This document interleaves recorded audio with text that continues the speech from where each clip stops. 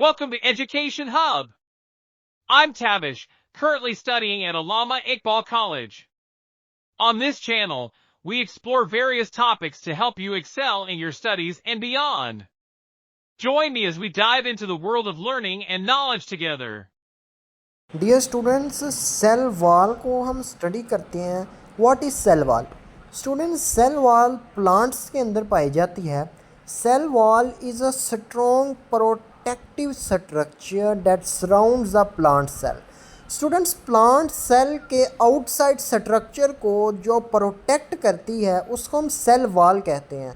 Plants की outside पे हमारे पास एक ऐसी लेयर होती है जो प्लांट्स के इनर ऑर्गेनेली प्लांट के सेल के इनर ऑर्गेनेलीज को, जिसमें हमारे पास Golgi apparatus, chloroplast, vacuole, mitochondria, cell membrane, cytoplasm, amyloplast, ribosomes, इस तरह nucleus, endoplasmic reticulum.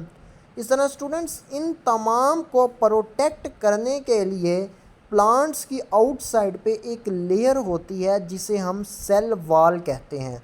Cell wall also provide protection and support to the plant cell.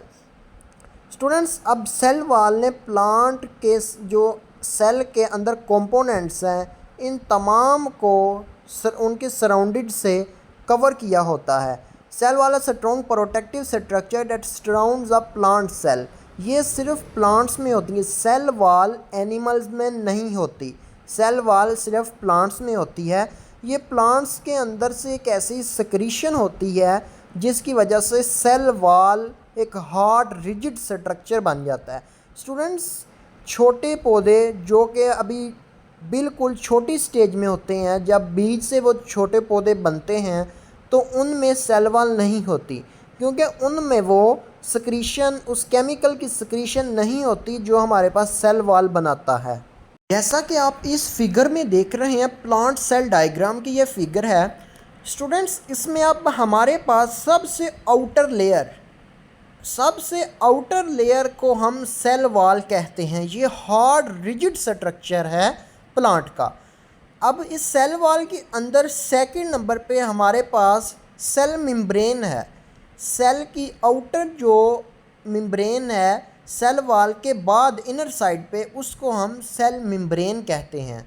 और इसके बाद नेक्स्ट स्टूडेंट्स, हमारे पास अंदर ऑर्गेनेलीज हैं जिनमें हमारे पास माइटोकॉन्ड्रिया, लार्ज वैक्यूल, साइटोप्लाज्म हमारे पास फ्लूइड पोर्शन है सेल का.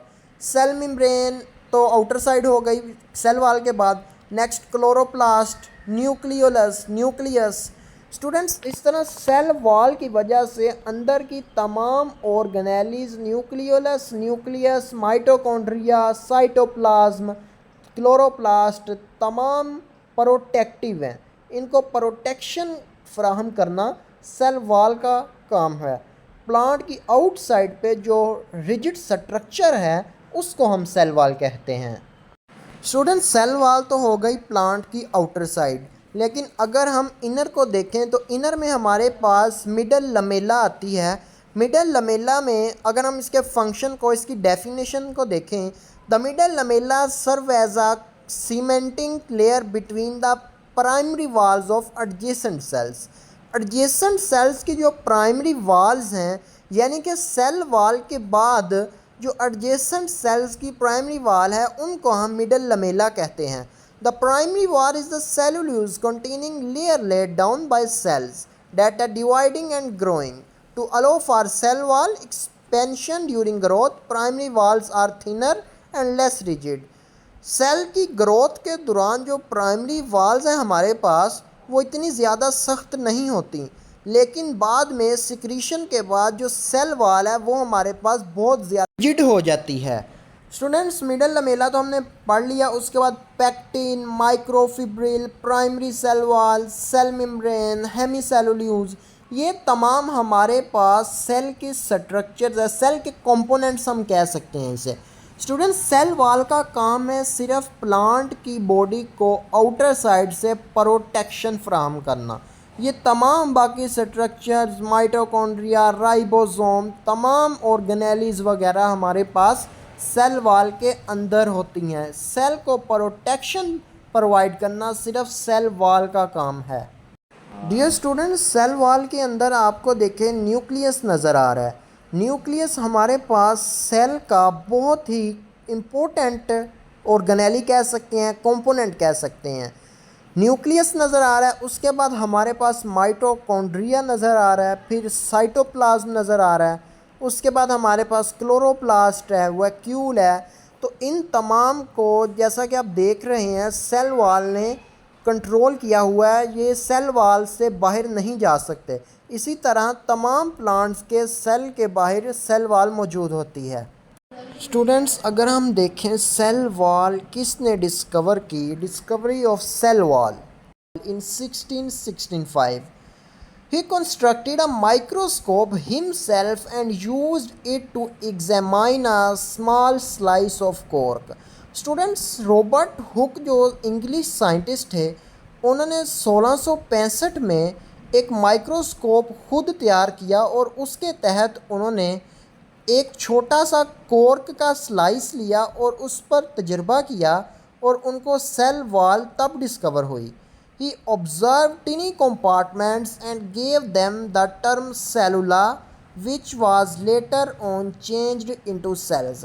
उन्होंने ऑब्ज़र्व किया कि टिनी कंपार्टमेंट्स, छोटे छोटे हिस्से, सेल के अंदर एक छोटे छोटे हिस्से हैं जिनको उन्होंने सेलुला का नाम दे दिया।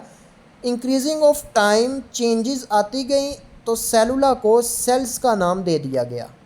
स्टूडेंट्स, अगर हम फादर ऑफ सेल्स को देखें, सेल वॉल को स्टडी करते वक्त सेल्स को अगर हम देखें, who is the father of cells, तो George Emil Palade is considered to be the father of cell biology.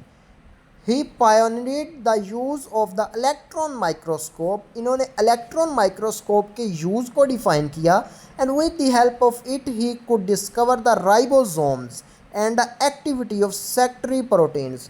इन्होंने प्रोटीन्स की एक्टिविटी, प्रोटीन्स क्या करती हैं, और सेल का एक ऑर्गेनेली है राइबोसोम, इन्होंने उसको डिस्कवर किया। सेल के अंदर बहुत सी ऑर्गेनेलीज हैं, माइटोकॉन्ड्रिया, राइबोसोम्स, क्लोरोप्लास्ट, इस तरह इन्होंने राइबोसोम को डिस्कवर किया अपने इलेक्ट्रॉन माइक्रोस्कोप के ज़रिए। ओके स्टूडेंट्स, नेक्स्ट मिलते हैं एक नई वीडियो के साथ। आज हमने सेल वॉल को डिटेल में स्टडी किया। अल्लाह हाफिज़।